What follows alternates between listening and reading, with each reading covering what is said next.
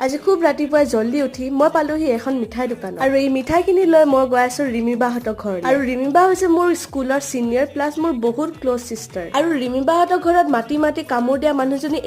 এইজনী আমাৰ বিদিশা বা আৰু মই গৈ পোৱা আধা ঘণ্টা পিছতে আমাৰ ৰিমিবা আহি পালেহি আৰু আগৰ পৰাই কিন্তু আমি তিনজনী লগ পালি ইমান যে কথা হয় আমাৰ আৰু আড্ডা চিড্ডা মাৰাৰ পিছত আমি লাঞ্চো কৰি ললো আৰু এইফালে চাওকচোন এইটো আমাৰ সৰু মেম্বাৰ আৰু ইয়াৰ নামটো হৈছে টিকু আৰু লাঞ্চ খাইছিলোহে তাৰ পিছত আকৌ আমাৰ প্লেন বনিলে কফি খোৱা আৰু নৰ্মেল কফি নহয় দে ৰাইজ কিবা বোলে ডালগনা কফি আৰু য'ত আমি থাকিম একো কাণ্ড নহব সেইটো হবই নোৱাৰে আৰু এফালে তিনিজনীৰ কাৰণে সমানে ভগাই লৈছো দেই নহলে কাজিয়া এখন হোৱাটো কনফাৰ্ম দেখাত নৰ্মেল গাখীৰ নিচিনা হলেও খাবলৈ কিন্তু সঁচাই টেষ্টি আছিল দেই আৰু ৰিম্বা কথাটো কৈছোৱে অলপ চলপ কিন্তু মোৰ কাৰণে বিদিশা বাৰু একেই দেই আৰু ৰাতিপুৱা যে মই মিঠাই লৈ আহিছিলো আমি কফি লগতে খালো আৰু তাৰপিছত খাইবলৈ আমাৰ ইভিনিং প্লেন হল যে আমি অলপ চাৰিআলি ফালে ওলাই আহো তাৰপিছত আমি কি কৰিলো কি খালো সেইটো নেক্সট পাৰ্টত গম পাম বাই বাই।